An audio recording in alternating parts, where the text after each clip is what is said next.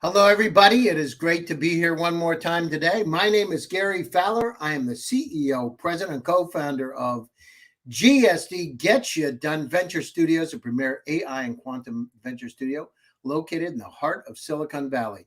We believe that intellectual capacity is evenly spread around the world, but opportunities are not.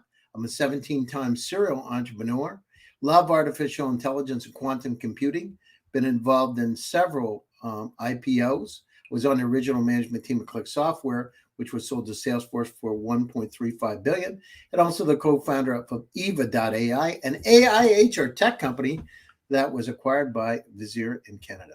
Anyhow, with that, I'd like to introduce our incredible guest, Aki. Aki is a serial entrepreneur, an investor. He's he talks about $1 trillion of Bitcoin is waiting to use native Bitcoin in smart contracts. He's the business development advisor for the Dakai Group, also the co-founder of Market Muse.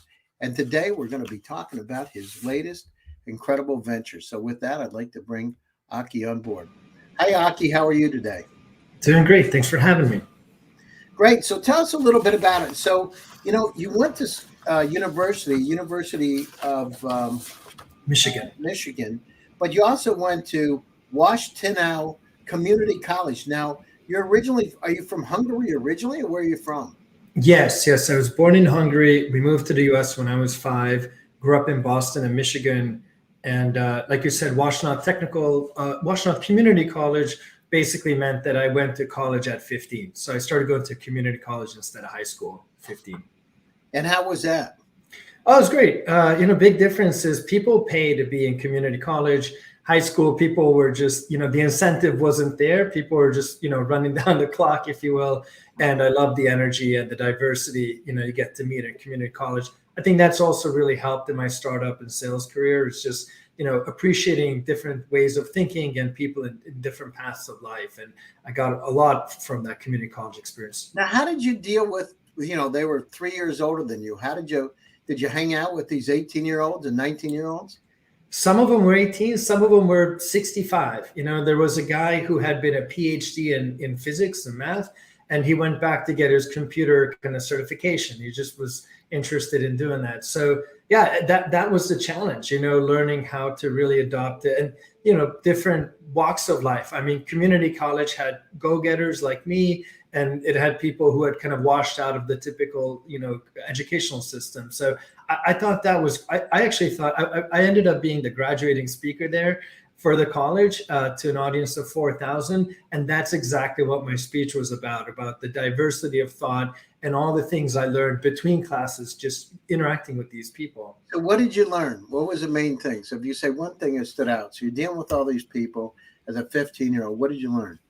Yeah, empathy is just understanding that people come from completely different walks of life. They experience reality in completely different ways, and just understanding where they come from and understanding, what everybody has strengths and something to benefit, to add. And it wasn't like a small circle of, people just have all the answers. It was all of us were in it together. And that's how the world is, I think.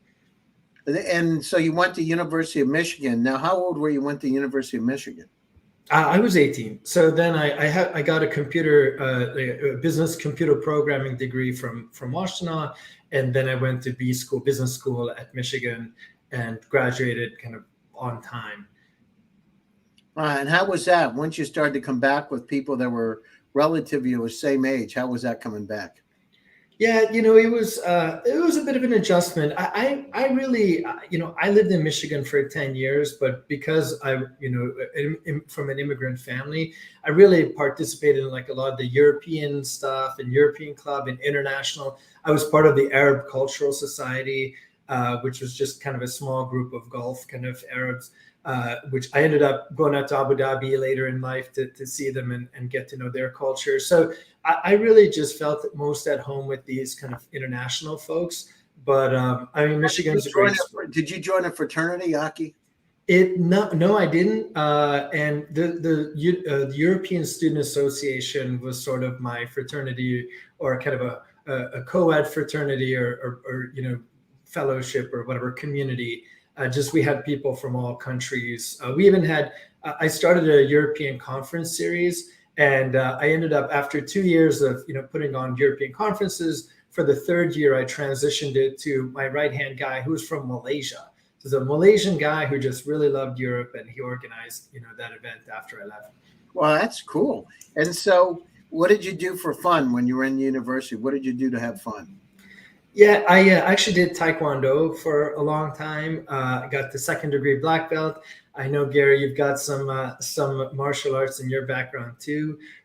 So that was great. I organized a Hungarian film club when I was 15 at the community college with my mom. So just kind of engaging with Hungarian folks.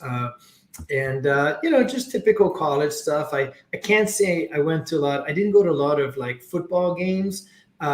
Probably less. Wait a like minute, how can you go to Michigan and not go to football games? I get that a lot. Yeah, I get that a lot. But I was traveling. I went to Europe a bunch of times. I went to Asia, backpacked a couple of times. I went to Abu Dhabi maybe 3 times over like a 5-year span. Mm-hmm. It was wild.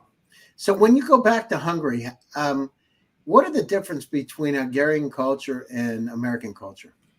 There's a lot. And actually, I can say this with authority because I was in Hungary 2 days ago. We just came back from, we had a company offsite in Budapest. So I was there for 2 weeks, just got back the other night.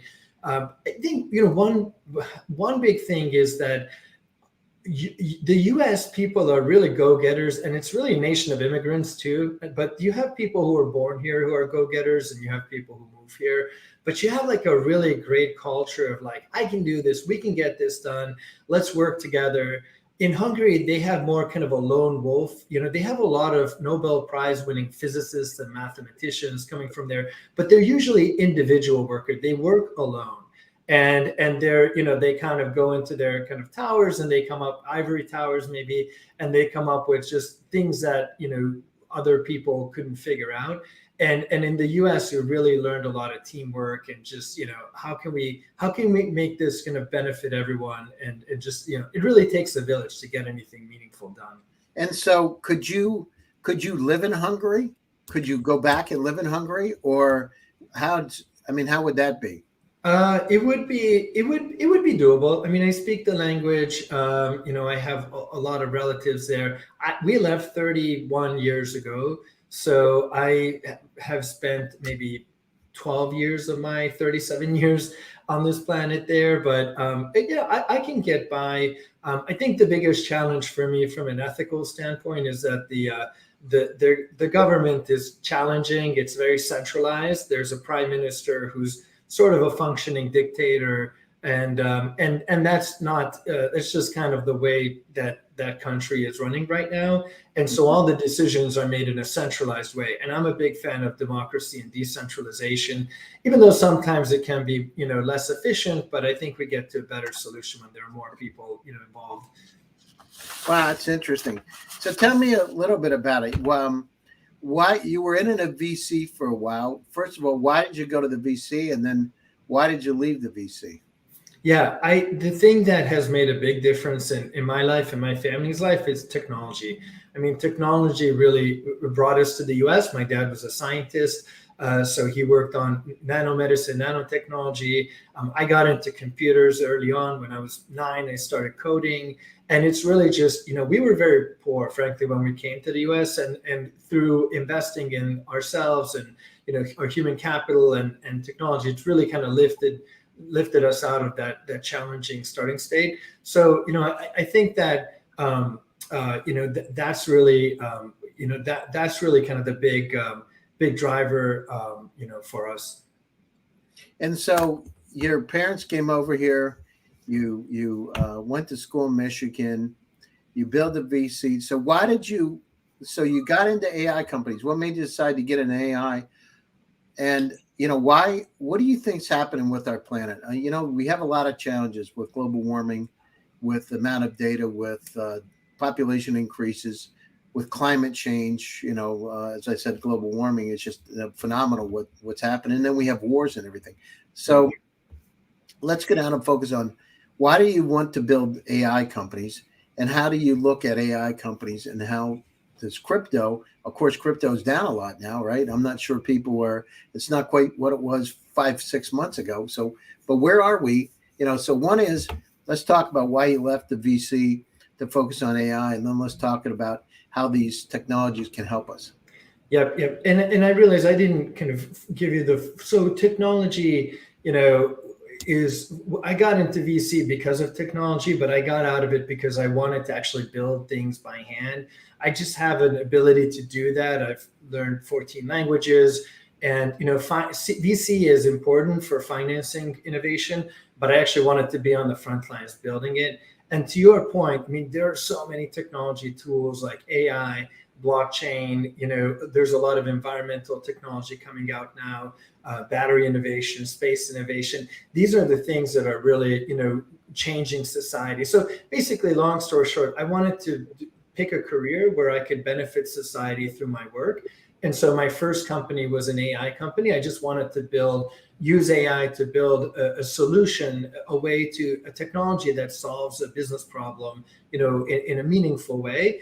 And after 8 years of building the AI company, we can talk through that in detail more. But after 8 years of that, I just saw the rise in blockchain, Bitcoin, Ethereum, etc. And I just wanted to make the leap because I think I can make a difference here. And I think I can kind of build a team and build a technology that'll actually, change people's lives. What's going on with Bitcoin? I mean, they're getting creamed, right? It's down to what, 19 or 18,000. What's happening? Why is everything dropping so much? Yeah, I will say, like, it's hard for us to, with our kind of human brains, to understand exponential and nonlinear behavior. So something went from 0 to 65,000, and then it went down to like 20,000, 18,000. So it went from 0 to 18,000. So I think from the perspective of a lot of crypto people, it's not that bad. It's just more of a setback. Crypto is still pretty new. There are a lot of vulnerabilities in the blockchain. One of the biggest chains, Binance, just got hacked for like 600 million a few days ago. Oh, really? I didn't know that. Yeah, it's really rough. It was pretty embarrassing. It was just one vulnerability in the code, let someone get away with 600 million. There was another hack just 2 days ago in one of the Bitcoin kind of side chains called RSK. So it's just the technology is like, kind of in early days, but Bitcoin itself, I would say is the most secure of all of them, because Bitcoin was designed over decades of research from places like MIT to be secure.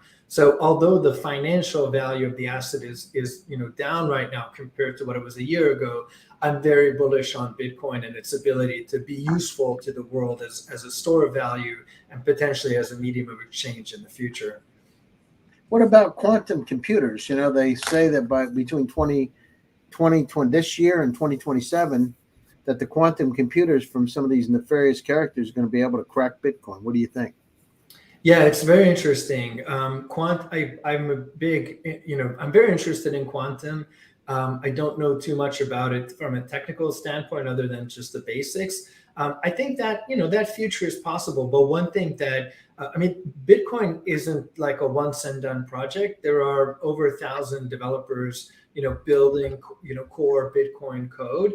And it's actually not a huge number if you think of 1,000 people securing something that has over $1 trillion in value or had at its peak. So I think there are going to be more adaptations of Bitcoin to that. And obviously, they're going to be able to use quantum, in some way to secure the chain. Right now, there are more hashes, potential hashes securing Bitcoin than there are atoms in the universe. So there are more combinations of a hash as a combination of characters and numbers, or basically letters and numbers. And so you have more potential hashes than there are anything else ever created. So, but yeah, for large targets, I think hacking, whether through quantum or just other means, is a big challenge. And that's why the decentralized nature of Bitcoin, the fact that everyone can kind of have it and own it, I think that's you're gonna have kind of less centralized pools of money and more decentralized. So talk to me a little bit about Market Muse, and what is it all about, and where's it going to go? Yeah, Market Muse was my first company. I founded it, worked with some scientists to build out some unique IP, received 2 patents for that IP. and then built it into a company, raised 15 million, built the sales team, got it into many enterprises, large publishers, etc. And so basically what MarketMuse does is it helps make content better. And by content, I specifically mean long form written content. So if you want your website to come up on search, the way to do it is to write really good articles, write 2,000 word articles or even 1,000, some spaces, 4,000. So you really want to write a lot and cover the topics that are relevant to your business. What is How your does product? that work? Tell us a little bit about it. Why is that important to write articles? Yeah. So basically Google surfaces the best content. So it has a lot of machine learning and AI that's reading all the content and looking at your site and figuring out where are you a subject matter expert. So you want to write like a subject matter expert and get that expertise from your head onto paper, into the web. And so basically that determines your ranking. And if you do that well, then you're going to rank high and get a lot of inbound leads and be able to fill up your pipeline. And if you don't write good content, you're going to have to buy ads, and then that gets really expensive very quickly. How much do you write, Aki? How much do you write? So what's the amount? Because I hear this a lot. How many articles a month should they be startup be writing to get that? Yep. At MarketMuse, we had a content strategist, so we wrote over 300 really deep articles and linked them together and have an academy. And there's just a huge resource center on the blog site. At my new company, DLC Link, we don't really have a lot of budget for marketing, but our goal is to publish one great article every week. So one a week, with just me and co-founders and, one person helping out. So I think that's really important because it gets us, it gets our kind of way of thinking, and we can present kind of our philosophy on the world and show the value props that we deliver. And so just real quick, MarketMuse was basically a way to do that faster. And so it basically uses AI to read all the content on the web on a topic and give you insights that you can incorporate into your articles. And there's a free version. There's over 30,000 users of MarketMuse. So, that's, we're using it too for what we're doing now. Now, MarketMuse is still in existence. Are you running MarketMuse?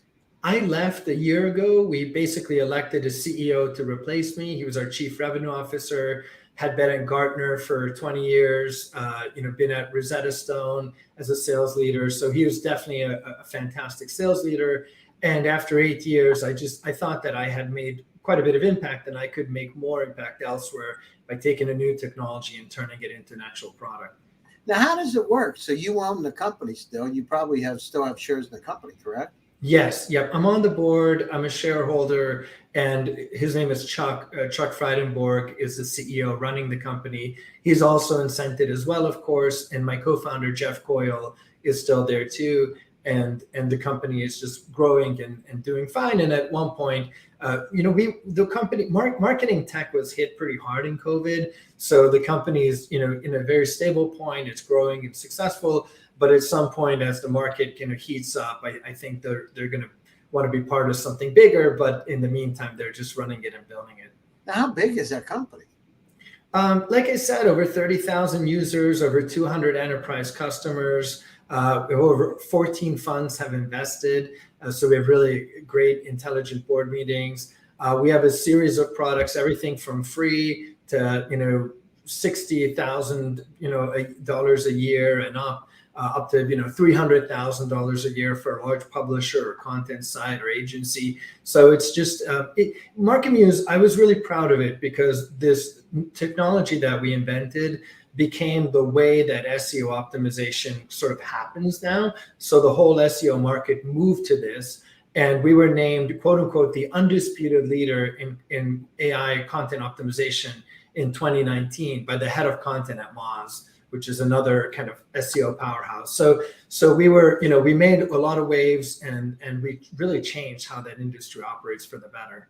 Well, that's great. And so you moved on for that. Then as you look at it, we talked about Bitcoin a bit, but so tell us about DLC Link and what's happening there and where you plan to go with it and why you came up with DLC Link. Yep. So it's a completely different problem, but it's a really important one. So a lot of people have Bitcoin. Governments are starting to adopt it. Institutional investors, large corporations are holding it as a store of value. But the problem is you can't do anything with your Bitcoin. You can move it, you can send it to someone, you can sell it, or you could hold it. And you can't earn a yield. You cannot use it on other chains like Ethereum that are growing quickly. And so your Bitcoin is kind of isolated. And so the technology that we're implementing was invented at MIT 4 years ago by the co-inventor of the Lightning Network. So pretty. So how did you get that, Aki? It's just a question. How did you go to MIT to get the technology? Yeah, so we didn't actually have to do a licensing deal with MIT. It's all open source. But basically, somebody who's a genius essentially in the space came up with this technology, and nobody had built a platform to actually implement it. So companies that want to use this technology just don't have the pieces. They can't install it. So we basically wanted to build like a kind of like a Stripe for Bitcoin that just makes it really easy for apps to use Bitcoin natively. So a strike for Bitcoin. I like that. So you formed that. Where are you? Wow, what's happening with the company today? Yeah, so we're growing, doing really well. We started on one chain called Stacks, which is kind of a Bitcoin friendly chain, and we built out some pilots there. Our first prototype is launching by the end of this year, so that's coming up in 2 months. And then now we're moving to other chains. So we have relationships with Ethereum, Avalanche, Solana, a couple other ones, and we're just trying to basically get some pilots up and running and have them out hopefully Q1, Q2 of next year, and just get Bitcoin in all of these chains. No, that's super. And so how big is your team? Pretty small, less than 10 people right now. We just raised $1 million in the last 6 months or so. So we're just getting started. And as soon as our prototype is out, we're going to raise more. So we're just, small, but it's a good team in terms of just being agile right now. We need to just build the product out and get a couple of pilots running. So we don't have resources to get 100 up and running, but if we get the right 5, that's going to unlock the cascading effects. No, that's super. And so, so tell me a little bit about this idea of Bitcoin escrow and why is that important? And then, Yep. How does that work? Because that's interesting idea. Yep. So right now, 98% of Bitcoin is not utilized anywhere because you don't have a reliable way to do it. Only 2% is used. And what people do, that 2%, is because they can't use Bitcoin directly, they send it to a custodian. Basically, they send it to a third party that takes your Bitcoin, holds on to it, and gives you a receipt, and you can use that receipt on Ethereum. And so that's what we're looking to change, and you can change it through escrow. So basically, we're giving you the ability to lock Bitcoin in your own wallet, sign a contract in your wallet, and you keep it. It's decentralized, it's yours. But how does it work? So you're basically borrowing against your Bitcoin, yeah? Yeah, and exactly. And so you're the party and the counterparty is a lender. So you can supply that Bitcoin as collateral, take a loan against it, and then use that loan to earn a yield on Ethereum or wherever else. Do you think people are going to do that? Do you think with the market as volatile it is people are going to want to use, escrowed Bitcoin? Yes, absolutely. I mean, when we talk to large, funds, miners, everybody is just, people can't wait to get their hands on, Bitcoin collateral lending because within crypto, Bitcoin is the stable point. It's the least volatile. And it correlates to everything else in crypto, but it's the largest by far. And it's the one that everybody knows is secure. Bitcoin has never been hacked. The only way to hack it would be a potential quantum technology, like you mentioned earlier, but no one's ever discovered a way to hack it versus pretty much everything else, including like a Binance, which is a powerhouse, has been hacked. They're getting hacked. So people, want this. And the other kind of part of it is when people take their Bitcoin and they send it somewhere else, it also can just get lost, So there were some pretty big custodians like Celsius. Really? People lose the Bitcoins? Yeah, but what I mean by that is that the Bitcoin can either get hacked or the place where you send it could go bankrupt. And that's what happened this summer. That's what kicked off this kind of crypto winter is some really large lenders went out of business because they made some really bad trades. The trades blew up and next thing you know, all your collateral is gone. And that's exactly what Bitcoin was crazy. designed not to. Yeah. So what happens though? Because you have this escrowed value, the Bitcoin, and then what happens if it goes from 65 to 19? What do they call your loan or call your? That's right. Yeah. So there's a capability built into this escrow where you sign a contract that basically stipulates your liquidation. So if you pay it back, the escrow is unlocked, you get it back. But if there's a liquidation that triggers, then that Bitcoin automatically goes to your counterparty. So that's all that. I bet that's been happening a little bit lately. Yeah. I mean, it's definitely, there's a lot of, when assets fall, there's a lot of, things like that. But right now that all of that happens within somebody else's platform. So basically we're just removing the risk that your lender, goes out of business. Like, you don't have to worry about that. You're going to have your collateral either way. Yeah, that's super. And so what's going to happen over the next year? How do you see your company growing? Yeah, so we'll go from our 1 prototype to 5 prototypes. That's our next target. We'll have that by Q2 across 2 or more chains. It's probably 3 chains at the way things are going right now. Mm-hmm. And then basically there are lenders and DeFi kind of players on every chain. And there are a lot of people with Bitcoin and a lot of institutions that want to earn a yield while not giving up custody. So we're just going to, it's kind of scary when that happens because you never know where it's going to go, and you hope you don't lock you into something not good. I know with margins and all that, whenever you have something escrowed that's highly volatile, nothing good could happen. The problem is the deal; it gets so low and then it comes back, right? Yeah, if you're looking at like Bitcoin US dollar pairs, there's definitely more volatility than a Bitcoin to ETH or Bitcoin to Avalanche. So a lot of these traders, they're basically swapping their Bitcoin for other coins, doing staking or earning a yield on the other coins and earning it that way. So that way you're not exposed to dollar risk. Sounds great. Listen, we're coming up to the top of the show. Closing thoughts, and how do people get a hold of you? What are you looking for right now? Are you raising money right now? Yeah, we're raising money. I mean, to be fair, there's a lot of investor interest in this. So, we're always looking to meet investors with a perspective on the crypto space, but I feel really good about getting, our next round done. We're really looking to get this idea out there. So, you don't have to be an investor as long as you're kind of a Bitcoin and crypto enthusiast. We just love to get this escrow idea out into the world. Everybody can play a role, marketers can market it, we can do affiliate sales for salespeople want to sell the concept, etc. But we just want people to be aware of this right now. And that's our biggest goal. No, that's super. And how do people get a hold of you? What's the best way for them to reach you?